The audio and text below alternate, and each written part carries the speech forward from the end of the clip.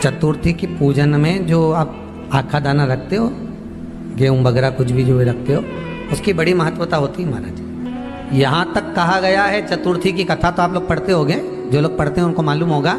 चतुर्थी की कथा में लिखा है,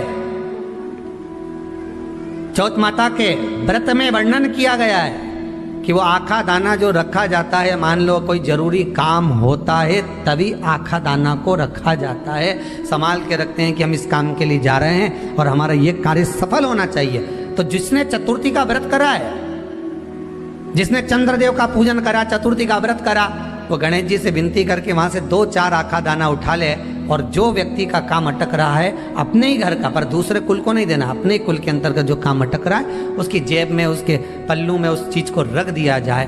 तो चतुर्थी जो अगली आती है, जैसे आप महीने की करते हो तो महीने की, और आप जैसे करते हो कि 4 अलग बड़ी बड़ी चतुर्थी करते हो तो उसके अनुसार आपका कार्य सिद्ध होता ही है। उस आखे दाने का इतना महत्व होता है क्योंकि चतुर्थी का व्रत करने वाली माता जब व्रत करती है तो स्वयं चतुर्थी की कथा में लिखा हुआ है कि पार्वती जी गणेश जी से चतुर्थी की कथा बचवाती। तो चतुर्थी की कथा जब होती है तो उसको स्वयं गणेश जी बाच रहे हैं। तो व्रत कौन सुन रही है? माता पार्वती। और आपने जो आखा दाना लिया वो गणेश जी के भाव से लिया, गणेश जी से निवेदन करके, विनय करके, प्रार्थना कर उसको प्राप्त किया। तो जिनकी यहाँ संपदा की कमी होती है, वैभव की कमी होती है, लक्ष्मी की कमी होती है, प्रतिष्ठा की कमी होती है, धन की कमी होती है, उसके लिए बुधवार के दिन अगर शंकर पर 1 लोटा पानी चढ़ाया जाता है तो जिन लड़कियों का विवाह नहीं हो रहा, जिन बच्चों का विवाह नहीं हो रहा, उन बच्चों के भी विवाह हो जाते हैं। हमारा बल वृद्धि से मतलब होता है जिस कन्या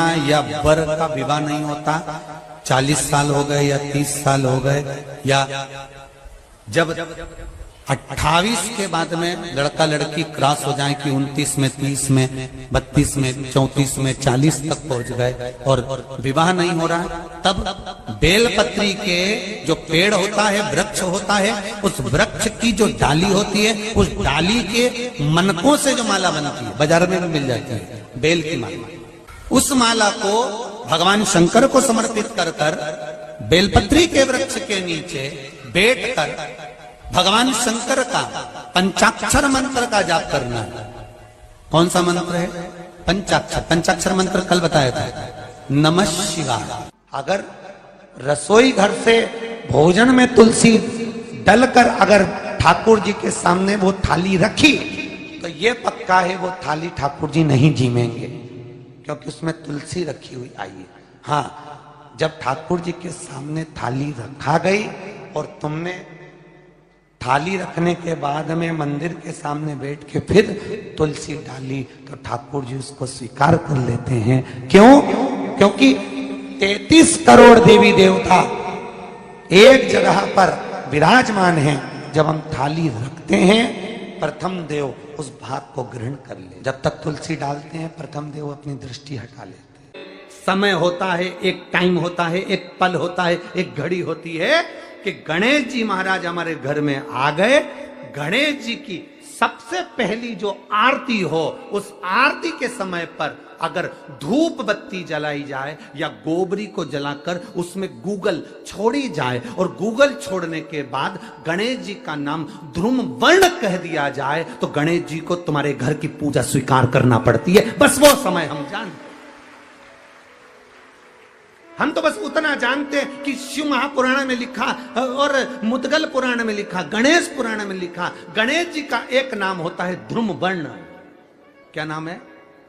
ध्रुम वर्ण गणेश जी का एक नाम होता है। जब हम धूप जलाकर और धूप लगाने के बाद में गणेश जी की सबसे पहली आरती करने के पहले अगर हम सबसे पहली आरती गणेश जी की कर रहे हो, अपने घर में स्थापना कर रहे हो, बिठा रहे हो, और तुम चाहते हो कि गणेश जी मेरे घर में आके मेरी पूजा को स्वीकार करें और जो मांगू मेरा गणेश मुझे दे 10 दिन के अंदर, तो पहला नाम लेकर पुकार लेना ध्रुम वर्ण विनायक, बैठो, बस काम हो गया। वो फिर ही होकर आता। सुंदर जोड़ी थी शंकर और पार्वती की, सही है कि गलत है?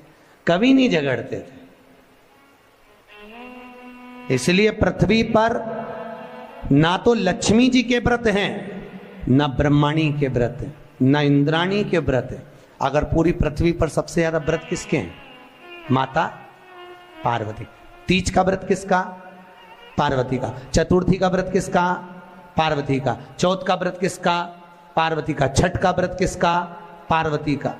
जितने व्रत है सब माता पार्वती। गणेश जी मैया को प्रसन्न करने के लिए अष्ट रूप में धारण करते हैं। 8 रूप भगवान गणेश जी ने धारण किए। एक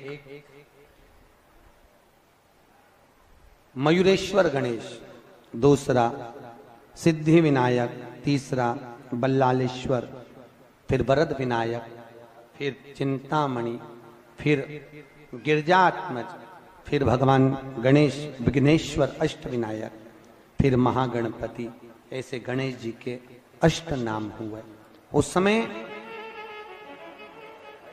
तिजोरी के अंदर जो गणेश की प्रतिमा रखी जाती है किस नाम से रखी जाती है?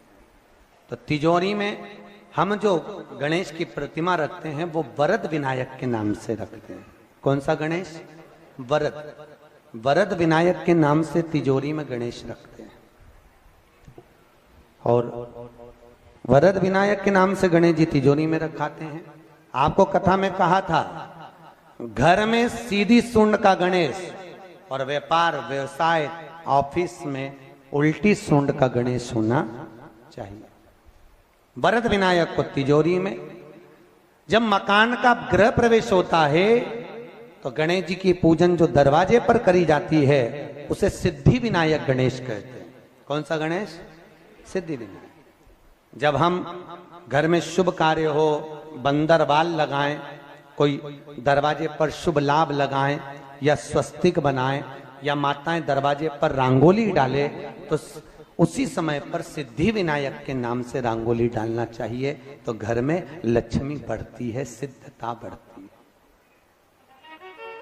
याद रखिए, कभी भी गणेश जी को, मिट्टी के गणेश जी लाते हो भादो महीने में, तो विसर्जन करो तो विसर्जन के समय पर 2 बिंदी, एक कंकु की एक हल्दी की, दीवार पर जरूर लगा देना चाहिए।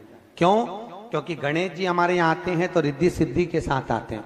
पर जब गणेश जी जाते हैं, अगर हम बिंदी नहीं लगाते हैं तो गणेश जी अपनी रिद्धि सिद्धि को साथ में लेकर चले जाते हैं। पति के साथ पत्नी वापिस चली जाती है। जब हम बिंदी लगाते हैं तो उसका मतलब होता है कि हमारे घर की बहू हमारे घर में रहे, बेटा भले भ्रमण के लिए जाए। तो गणेश जी जाते हैं, रिद्धि सिद्धि घर में रह जाती है। इसलिए रिद्धि सिद्धि को घर में रखने के लिए 2 बिंदी लगाना चाहिए, एक कुंकू की, एक हल्दी।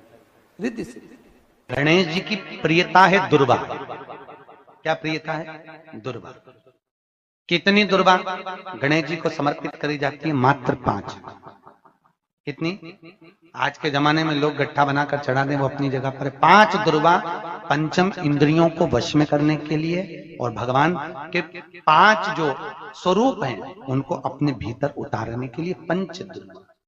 और दुर्वा में भी 3 गांठ। जब दुर्वा समर्पित करी जाती है तो उसमें नीचे दुर्वा की डंडी पर गांठ रहती है, 3 छोटी छोटी गांठें होना चाहिए। चतुर्थी का जो व्रत करने वाली होती हैं, जो चतुर्थी का पूजन करने वाली होती हैं, उनके भीतर का एक भाव होता है कि जैसे ही शाम का समय आए चंद्रदेव का पूजन करें। चंद्र जब प्रकट हो जाए, कलश भर लिया, उसके नीचे आखा दाना रख दिया, चावल गेहूं जो भी आप रखते हो पूजन के लिए, ऊपर पात्र आदि रख दिया, जलाशय, फिर अपन ने घी का दिया लगाकर पूजन भी कर ली। तो जो चतुर्थी का पूजन करने वाली होती है, जो चतुर्थी का नियम व्रत धारण करने वाली होती है, बड़ी बड़ी चतुर्थियां करती हैं या उसका नियम धारण करती हैं, तो चतुर्थी का जो पूजन करती है वो किस चीज के लिए होता है? केवल संतान, पुत्र, परिवार, हमारा कुटुंब, हम जिस कुल में हैं, हमारा कुल वैभव की ओर बढ़े, संपदा की ओर बढ़े और उसकी आयु बढ़े,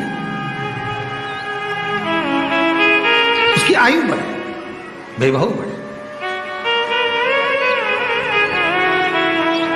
बहुत ध्यान दीजिएगा महाराज, चतुर्थी की पूजन में जो आप आखा दाना रखते हो, गेहूं वगैरह कुछ भी जो रखते हो, उसकी बड़ी महत्वता होती है महाराज। यहां तक कहा गया है, चतुर्थी की कथा तो आप लोग पढ़ते होंगे, जो लोग पढ़ते हैं उनको मालूम होगा। चतुर्थी की कथा में लिखा है, चौथ माता के व्रत में वर्णन किया गया है कि वो आखा दाना जो रखा जाता है, मान लो कोई जरूरी काम होता है तभी आखा दाना को रखा जाता है, संभाल के रखते हैं कि हम इस काम के लिए जा रहे हैं और हमारा ये कार्य सफल होना चाहिए, तो जिसने चतुर्थी का व्रत करा है, जिसने चंद्रदेव का पूजन करा, चतुर्थी का व्रत करा, वो गणेश जी से विनती करके वहां से 2-4 आखा दाना उठा ले, और जो व्यक्ति का काम अटक रहा है अपने ही घर का, पर दूसरे कुल को नहीं देना, अपने ही कुल के अंतर्गत जो काम अटक रहा है उसकी जेब में, उसके पल्लू में उस चीज को रख दिया जाए। तो चतुर्थी जो अगली आती है, जैसे आप महीने की करते हो तो महीने की, और आप जैसे करते हो कि 4 अलग बड़ी बड़ी चतुर्थी करते हो, तो उसके अनुसार आपका कार्य सिद्ध होता ही है। उस आखे दाने का इतना महत्व होता है क्योंकि चतुर्थी का व्रत करने वाली माता जब व्रत करती है तो स्वयं चतुर्थी की कथा में लिखा हुआ है कि पार्वती जी गणेश जी से चतुर्थी की कथा बचवाती। चतुर्थी की कथा बाची किसने थी? स्वयं गणेश जी महाराज ने। और सुनी किसने थी? माता पार्वती। सुन रहे हो जितने फेसबुक और यूट्यूब पर सुन रहे हो, और जितने इस छत्तीसगढ़ की पावन धरा पर बैठकर सुन रहे हो, बहुत सावधानी से सुनना।